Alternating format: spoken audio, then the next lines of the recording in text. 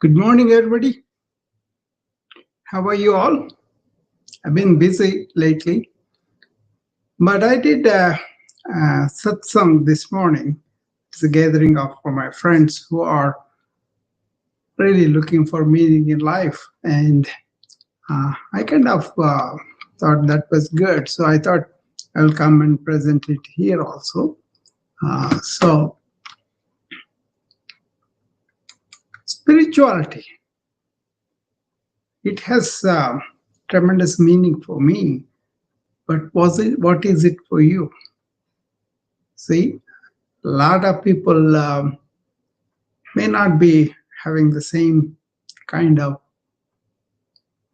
import or significance or uh, same way of looking at it. Okay, uh, I kind of start with the question: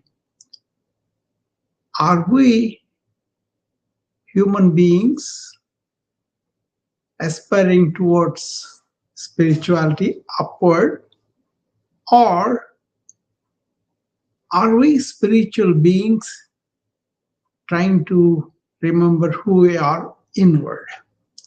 Otherwise, people put it like are we spiritual beings going through a human experience, or are we human beings trying to elevate our experience towards that spirituality level where we say we have realized something? I kind of went through the experience like we are that spiritual beings inward, and we have to just remember that and not really saying that I'm just a human being, I'm trying to realize who I am, and then later on realize who you are. Either way, I think what it is important is understanding what is really spiritual. So you could be a spiritual being trying to go through a human experience that's much easier. Or you may think that I'm just here and now, just the body and mind. This is my human being, and I'm going to work hard to elevate myself towards that spiritual goal. I kind of convinced that there's nothing like that. We are already spiritual beings, just that we forgot about it. We need to go back inward and realize that. So for me, spirituality is defined not as a belief, but as being aware of our true essence. Being aware of our true essence. That's what I can come to understand, right? For example, if you are a wave in the ocean, do you think you are a wave, or you are part of the ocean? That's why you are the ocean. If you look at it, the wave starts, takes a manifested form, and raises up, and then goes down, and again mixes with the ocean. So it was always the water. It never is beyond that, right? So that's how we kind of look at this uh, with these things. Okay, so I mean, this is a could be a very long talk, very laborious, but I don't want to bring that. So for me, that's like it. I am like an indweller, part of that conscious being, and I'm never separate from it. Only I think I am separate from it. Okay, so where did we go wrong as a human being? Why we are not established in our real self is we kind of, first of all, disconnected from the nature, from where we came from, and then that's the number one, disconnection from nature. And second thing is we kind of mistake intellect for deeper intelligence. No, intellect is a tool to be used for outward things, so it always goes outward. Likewise, your senses go outward too. If you go outward, you will never be able to touch what is inside of you or feel it intuitively. So the instrument is intuition, intuitive awareness to feel what you already have. So number one, the mistakes that we do, where we went wrong was we are disconnected from the nature, outward nature and all that. And we kind of want to realize something inside of us as an experience with the intellect and the senses that they go outward. So change the instrument of how you realize who you are. That is intuition. It was revealed to us by Ramana Maharshi. Okay. And then the third thing is we lost reverence for life. Life is always there, continuous, and that is there in us as indweller, but we allow that to go away. Right? We don't really respect the life as much as you should, and then really appreciate it when you have it and nourish it and all that, outward and inward too. So having disconnected from the nature, using intellect which is going outward, thinking through that I can realize, and also losing reverence in life, three of them. So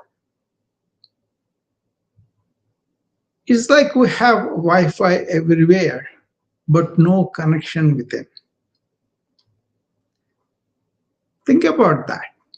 That is really true. People don't have connection with their own inner self. Not a thought-bred ego or personality or persona, but a presence that's always there. So once you turn inward and realized who you are, that is where I found a lot of solutions for the stress, burnout, loneliness, and the war within, the conflict within that goes on in each human being, and also what we do to the society and the climate. This looks to me as a fundamental reason why we are having all these problems. For example, if you have stress, you are reacting. So the experience is within. So go and find out, why do you have to react like this when somebody else reacting less? Why I'm reacting like this? What is my mind that is reacting? Maybe I'm trained to that, I'm conditioned to that, that's why I'm reacting. And then during the stress, when you are going through this reaction to something that's outward, you can bring back to the present moment of what is going on by taking a deep breath and by establishing yourself in the awareness rather than the reactionary thought. So you can deal with the stress in that way. First of all, take a deep breath, slow down, and be aware of what's going on and see whether it is valuable or not. The other problem is a lot of people feel lonely in our present society. But the spirituality of the inner turning and realizing our being is there in all of us. In that, we are all one. One consciousness, one beingness that we are all share. Once you realize that, then the whole world is with you, right? Then there is no division like somebody else and me, and you have compassion for the person next to you or for the people next to you or whoever it is. And having realized that you have a duty for the climate, you will have reverence for it, and then you will be able to resolve this crisis much better. Okay? So, spirituality is not an escape. It is actually the most practical medicine as far as I am concerned. Okay? So, I will give you three simple anchors that you can have as a daily practice. One is aware of your breath and deep breath. That will slow down your thought and also energize you better and brings you to the present moment. So you will be living present moment wholly in awareness, not in thought, and you will be feeling much better. So develop that awareness of the breath. How am I breathing? Am I breathing deep enough? And doing that will make your mind come to more like a stillness or stoppage or reduce the thoughts, negative thoughts. You can identify that. Then you can strive to be calm and quiet within, still in your thought, rather than thought driving you. So you will be in awareness, which is a thoughtless state, just aware. Choiceless awareness. We all have it. We have no choice in that. We have, but then we produce a lot of thoughts. Instead, be conscious about what you're thinking. Okay. And knowing everybody is in oneness, we are all one being level.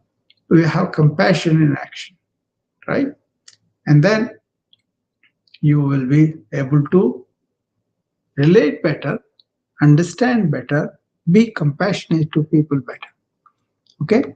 So, what I would say is have this affirmation.